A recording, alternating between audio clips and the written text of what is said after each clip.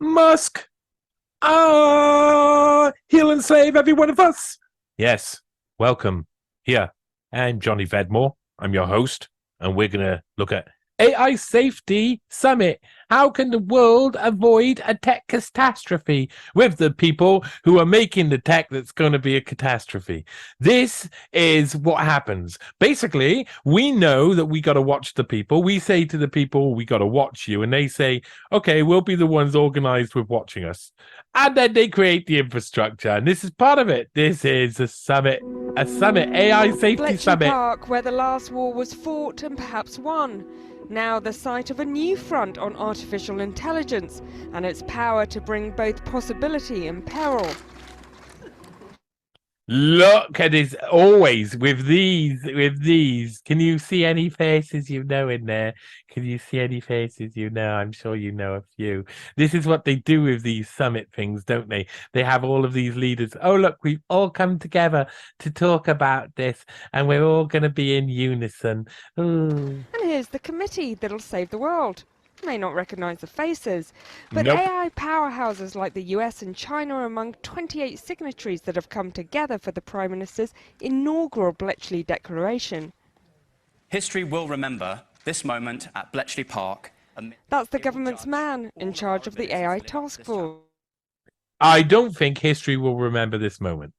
They love to do this, don't they? This is the moment where we set up the AI summit.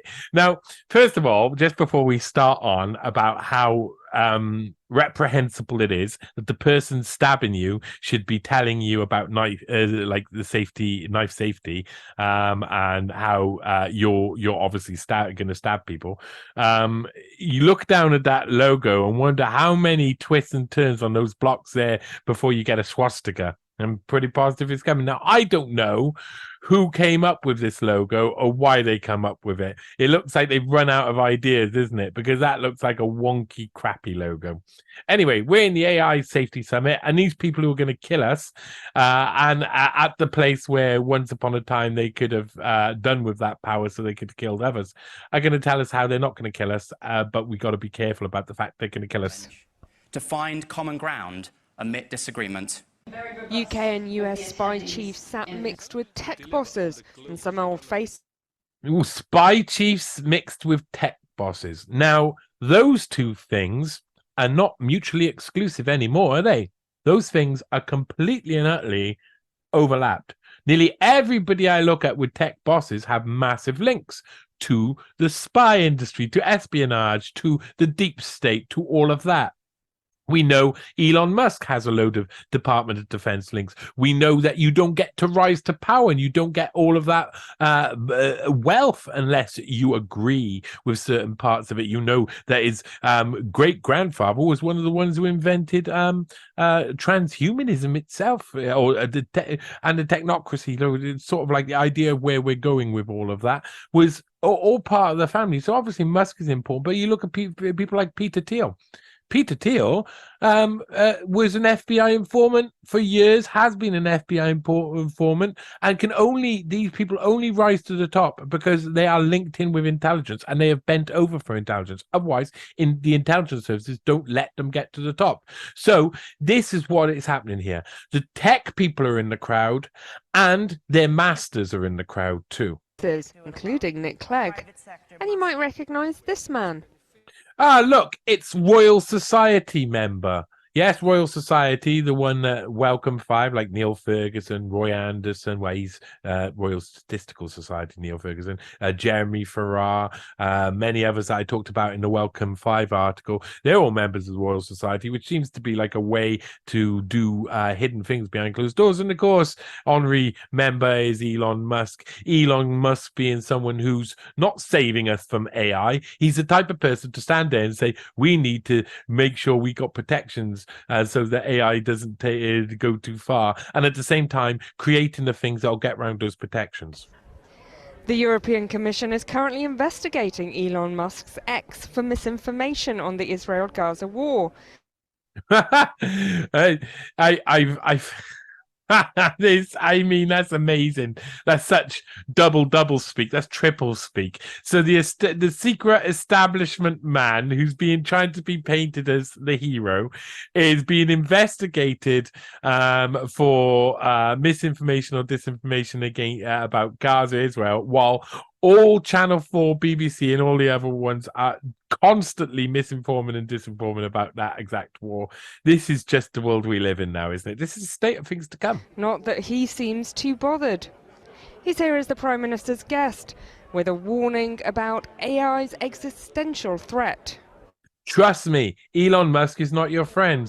He knows fully well, he's after making friends with all of these people, all these politicians, so he can get to know them later and use them whenever needs be. And these guys love it, don't they? They're meeting the richest man in the world. They're meeting the famous Elon Musk, so he's a celebrity. It's all a lick off. Everybody's licking each other. Lick, lick, lick, lick, lick, lick, lick. No one gives a crap about what's really going on and safety against AI. These are people who are all after using AI for their own benefits. And one day, the whole British infrastructure, army infrastructure, will be mainly made up of psychological warfare divisions that use AI constantly in everything they do. For the first time, we have a situation where there's something that is going to be far smarter than the smartest human.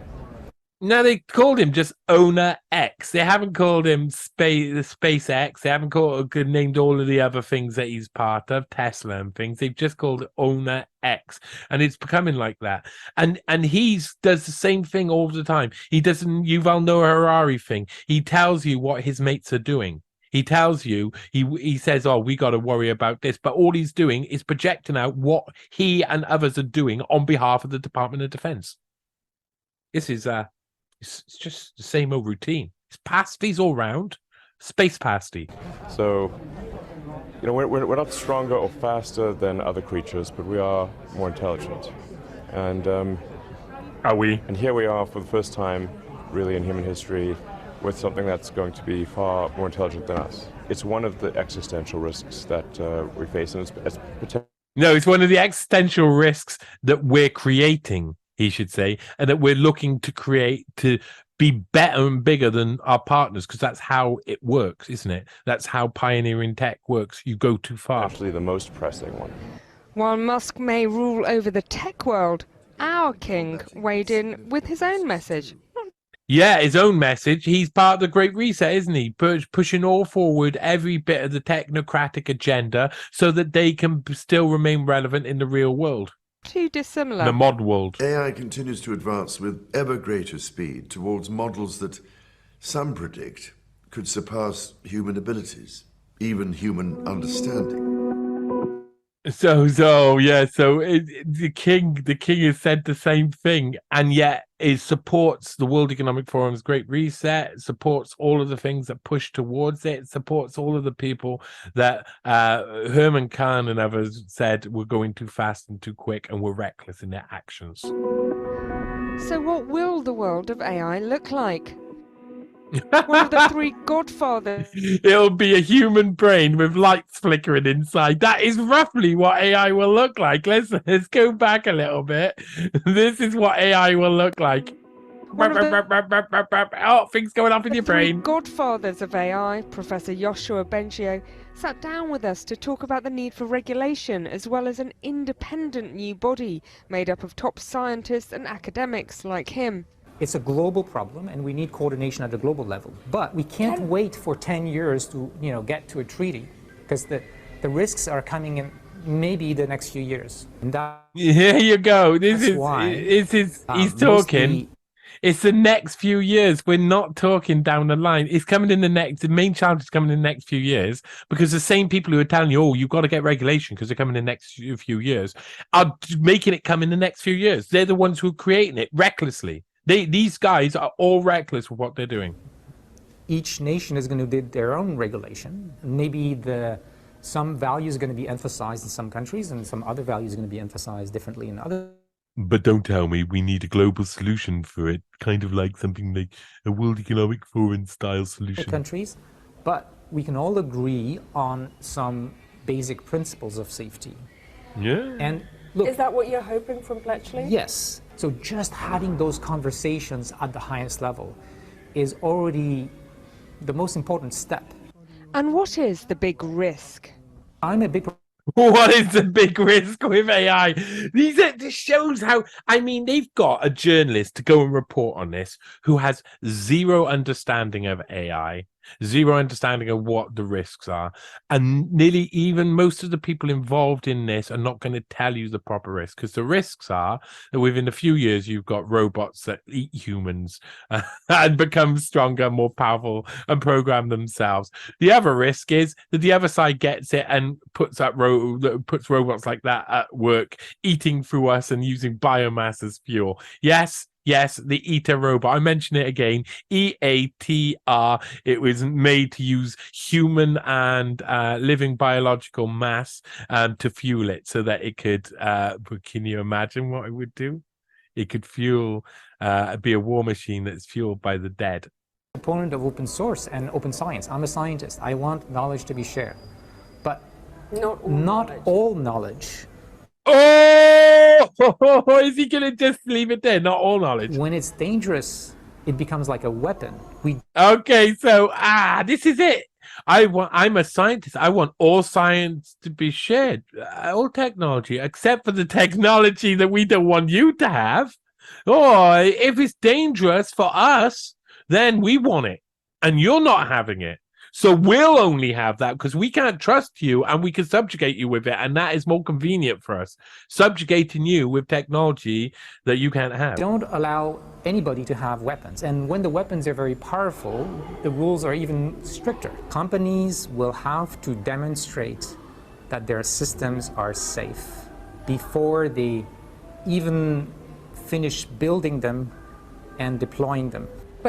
That is impossible. What he's saying is impossible, and it won't happen because they are building masses of server farms all over the place. There's loads of them, loads of server farms that are more powerful, that deal with AI. Companies like a company called Octo, who are very interesting, are doing just that. They are pushing out something which is basically creating AI, massive AI servers, massive AI computing power, like you've never imagined before. And this is happening all over the place. And these sort of servers have to have a lot of power, more power than you can even understand. So things like infrastructure we've got now is going to be depleted massively once they start turning all of this stuff online, and they're already starting, which is why we're having all of these problems probably. Companies would say this is going to hold us back in the face of Chinese acceleration. All bullshit. We would not accept that pharma would distribute drugs that are toxic. They have to I'm not sure he's allowed to say bullshit on the news. prove that they're not toxic. So what about all the anxieties about democracy, our jobs and misinformation? What about all of the things about democracy? I mean, you're talking about AI. You haven't even got democracy anymore at the level of computerization and technology that we've got now, because it already gets fiddled about with so much that you don't know who's in charge. You don't know what's really going on, and it only has to be one system that gets corrupted to corrupt the entire process. So voting, if you are in charge of the algorithms on a voting machine, you've got the job. If you are Illumina, the company that makes the majority of the machines that test PCR tests, it means that you can corrupt PCR tests by programming that can be updated throughout all of the systems, because all these systems are connected with each other now. We're entering into a new world. This is a really limited. How does it affect democracy? It affects democracy. You won't even know what's real or not anymore. You won't even know if your leader exists as a human. You won't know anything anymore after a while. Should people be worried? They should be worried. And all of these things are true. Power gives you the ability to bring good or bad things. No. Power will always, not has the ability, will always bring good and bad things. And the bad things will always rule in a power vacuum. That's the way it is. Good does not rule in a power vacuum. And that's why democratic governance is so important. We have to make sure these powerful tools will be used for good and in a safe way to avoid the bad things. Oh, there you go. AI popping off in your brain again. And this is honestly, if you look at Wellcome Trust's 100 Days program and other Welcome Leap program that is going on, that was headed up by Jeremy Farr and launched by him in about 2021. If you look at that, they're talking about injecting liquids into children's brains to make their brains all of the same. This isn't something that is a fantasy that they're thinking of. They're not going, oh, this is what we could do. They're talking about starting trials of this sort of stuff. Putting fluid in your child's brains, mapping out the brains, and then starting to make sure that when kids are in the womb, their brains are developing in the same way as the person next to them, to the point where you have the same brains. What does that mean? What does that mean for individuality, everything else, for them experimenting on your unborn child in your womb and your children afterwards? That's where this road leads. It may not be the first step. The first step is we just want to inject liquid stuff that is relatively experimental to map out your child's brain. That's all we want to do. And loads of people go, okay, I believe the medical people, they save lives. That means they do good things. Inject it into my child's brain and map it out, please. What good will it do to for my child? Nothing, but it'll benefit future generations. Oh, will it? Yeah, benefit. Well, it'll benefit us to experiment on future generations in a way that's more efficient. Oh, I prefer that, because I prefer that than you just sticking fluid willy-nilly into my kid's brain. You wouldn't do that, would you? Oh, no.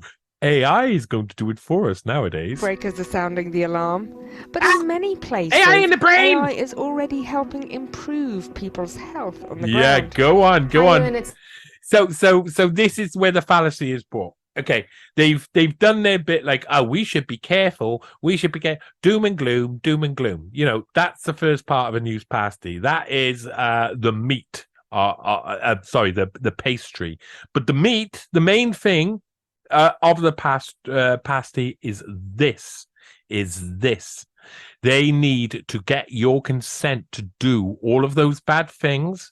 And for that, they need to give you fallacies. They need to make you think that because good things happen, the bad things are acceptable. That AI brings loads of good things, and you don't have to worry too much, because those good things will be so far removed from each other, and the bad things are so far removed, and the spectrum of good and bad are so diverse that you can bring up one or two examples of how AI will change your life positively, and you could bring up a million more of how it'll change a human life negatively.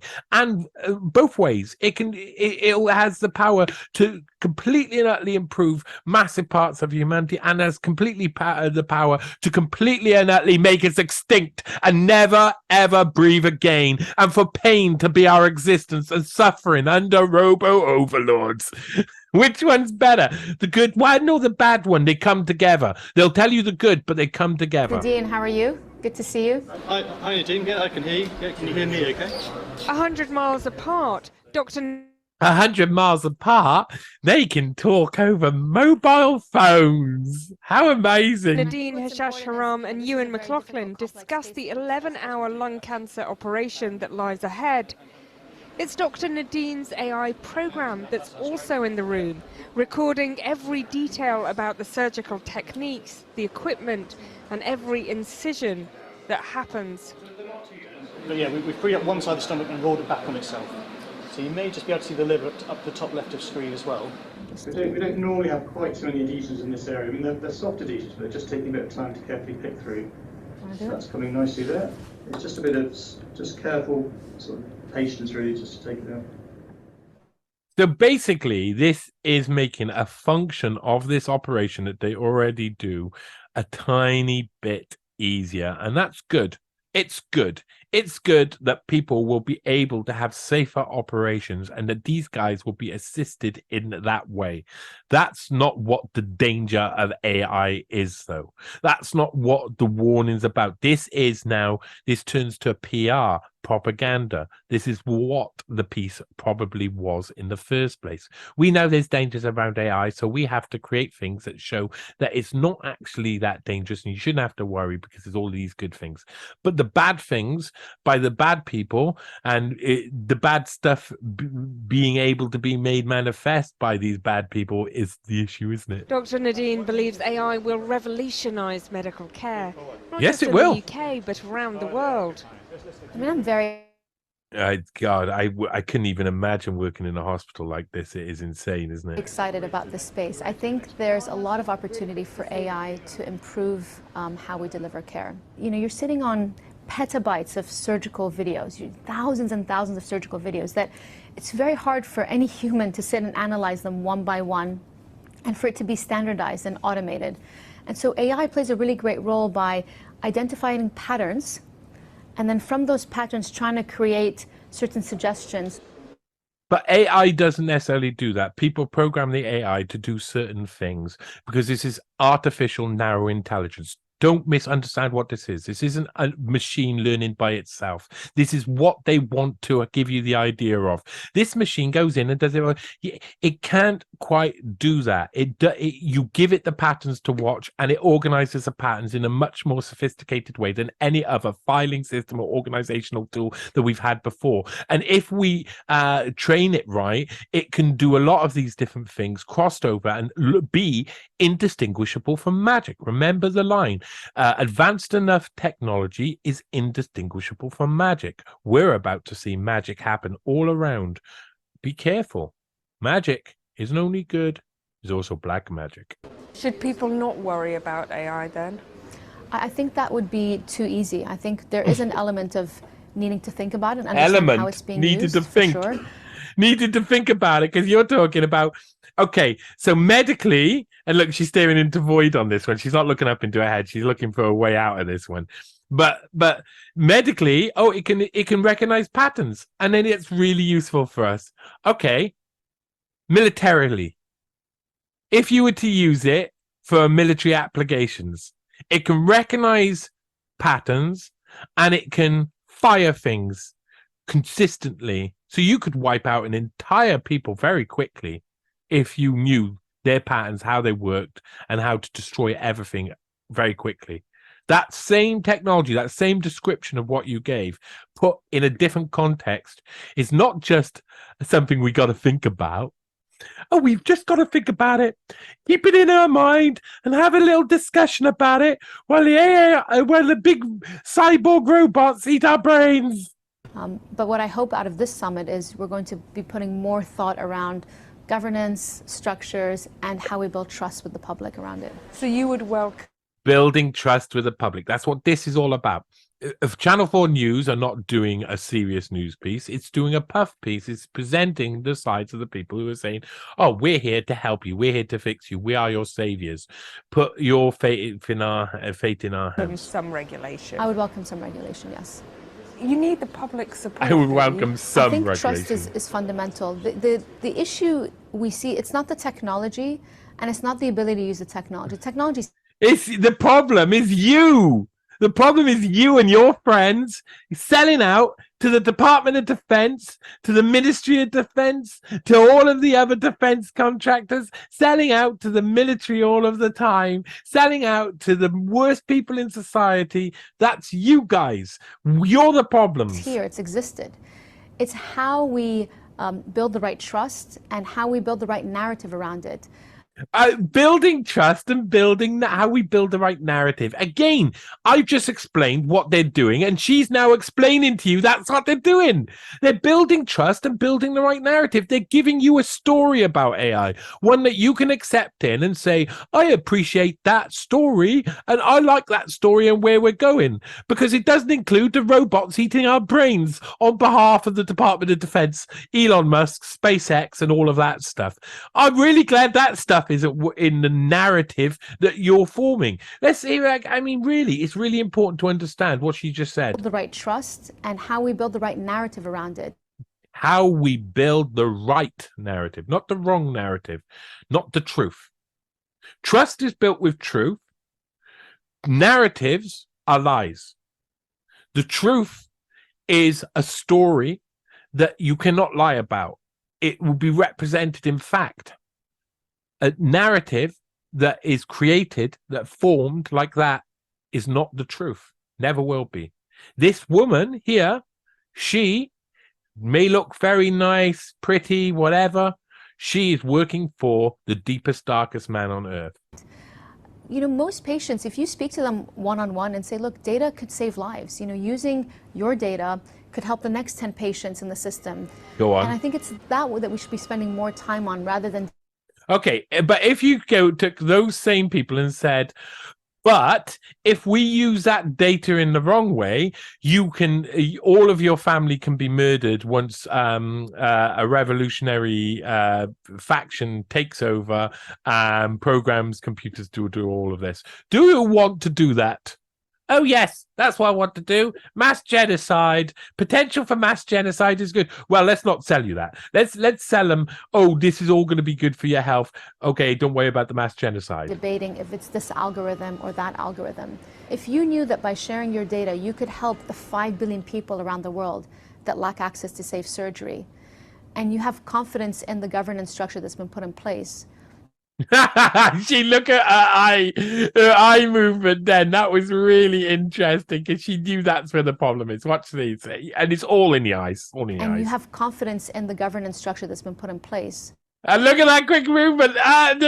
She doesn't have confidence with the governance structure put in place. Let's watch it again. Confidence in the governance structure that's been put in place. Quick eye movement there. The government structure that was put in place. I don't have it. Let's watch it one more time. In the governance structure that's I want to catch that. There you go. Place. I'm back again. I think 9 times out of 10 you'd be willing to do it. Yeah. Leaders Oh from my around the God, world today look at describe this. The summit as historic. Who is it? Oh, it's her. Now Lady the game is Gaga. about which of them is Well, facing up Lady Gaga is my favorite of all of the politicians the nowadays. threat fastest. Bletchley, the first steps in at least naming the risks, if not quite solving them yet. That's amazing. Wait, I just want to point someone out. To speak about, in service of the public interest, artificial intelligence, they brought somebody on that doesn't have any intelligence at all, artificial or organic. They brought on Kamala Harris, and she doesn't have any intelligence. That's what pasties look like. That's what you're voting for. Well done. What we know is that we will end up with many more unemployed